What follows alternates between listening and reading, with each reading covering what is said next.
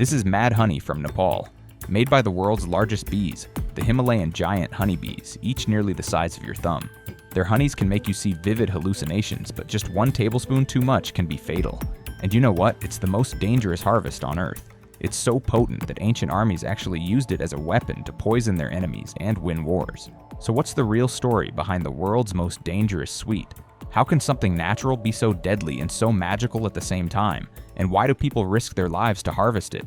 Why would anyone consume a known poison?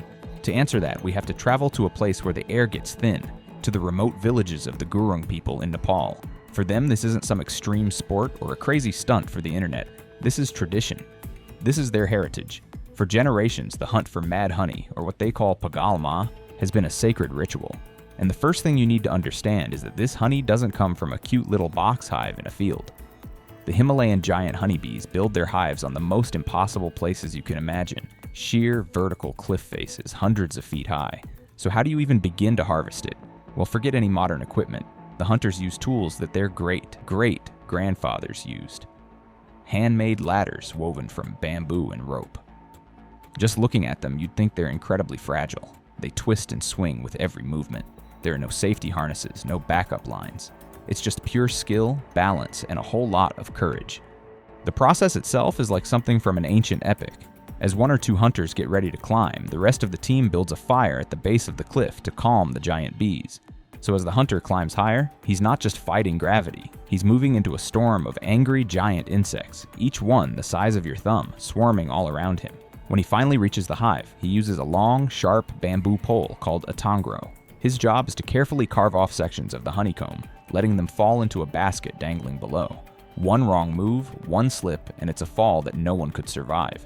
It's heartbreaking, but fatal accidents have happened. They are literally betting their lives for every single drop of this red-tinged, dangerous honey.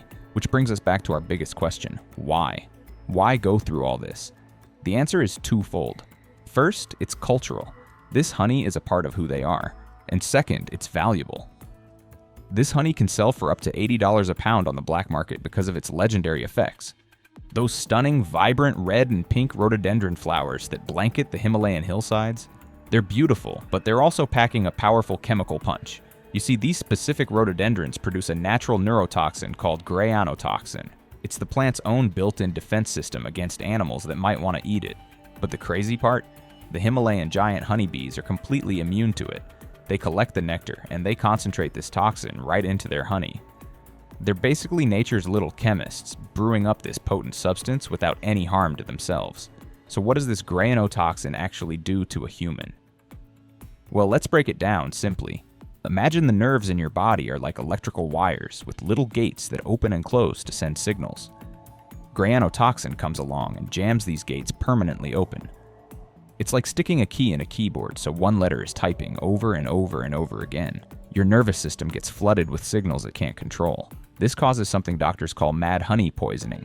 In small amounts, this stuck open signal affects the part of your nervous system that controls things like your heart rate and blood vessels. It can cause dizziness, a tingling sensation, mild nausea, and that feeling of euphoria or vivid hallucinations that people talk about. Your body goes into a state of controlled chaos. But here's the really dangerous part. If you have too much, that chaos is no longer controlled. The most critical effect is on your heart. Your blood pressure can plummet to dangerously low levels, and your heart rate can slow down dramatically, a condition called bradycardia. In severe cases, it can lead to loss of consciousness, temporary paralysis, and yes, if untreated, it can be fatal. Which makes you wonder, if this honey is so dangerous, how did anyone ever discover its effects? And the answer is even more shocking than the science, because thousands of years ago, someone didn't just discover it. They realized it was the perfect weapon. One of the most famous uses of mad honey as a weapon dates back to 65 BC, to a powerful king named Mithridates VI. He was fighting a massive, seemingly unstoppable Roman army led by the famous General Pompey. Mithridates was outnumbered. He knew he couldn't win in a straight-up fight, so he had to get clever. And he had a secret weapon that the Romans had never even heard of: honey. Here's what he did. His army strategically retreated through a mountainous region where the rhododendrons grew wild. And as they retreated, they left behind a tempting treasure for the exhausted, hungry Roman soldiers, pots full of this beautiful, red-tinted honey. It was a trap, and the Romans walked right into it. The soldiers, seeing this unexpected bounty, greedily ate the honey. and soon the entire camp was hit by a wave of mysterious illness. The historical accounts describe the scene. Soldiers began vomiting, having diarrhea, losing their coordination, and hallucinating. They were completely disoriented and utterly defenseless. Then Mithridates and his army simply turned around and marched back. They attacked a Roman legion that was literally lying on the ground, paralyzed and poisoned. It was a complete rout. It's said that Mithridates' forces wiped out over 1,000 Roman soldiers that day without a real battle. They were defeated by honey. But why would anyone willingly eat a known poison? Well, it all comes down to one simple idea. The dose makes the poison. In Nepal, Turkey, and other parts of the world where this honey is known, it's not consumed by the spoonful. They use it in tiny, carefully measured amounts. Think a dose no bigger than a thumbnail. At that micro level, it's not a weapon, it's considered a powerful medicine. For generations, it's been used as a traditional remedy. People swear by it as an aphrodisiac, often called the Himalayan Viagra. They use it to treat everything from high blood pressure and arthritis to stomach issues and anxiety. It's this ancient natural alternative to modern medicine. So in a way, the very thing that can cause devastatingly low blood pressure in a large dose is used to regulate blood pressure in a minuscule one. But let's be crystal clear. This is playing with fire. There's a very thin line between a medicinal dose and a toxic one. What's called mad honey poisoning is a real and present danger.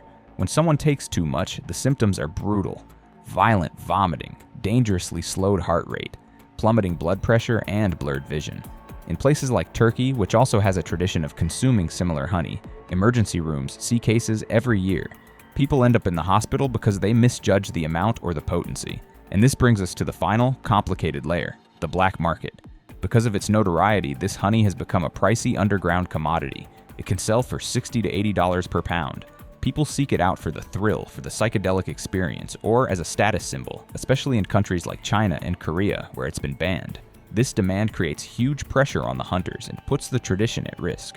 Now let us know in the comments below, would you ever dare to try a spoonful of something this dangerous? And if you found this journey into the mysteries of mad honey fascinating, then do us a favor. Hit that like button and subscribe to the channel. It really helps us continue to explore the world's most incredible stories.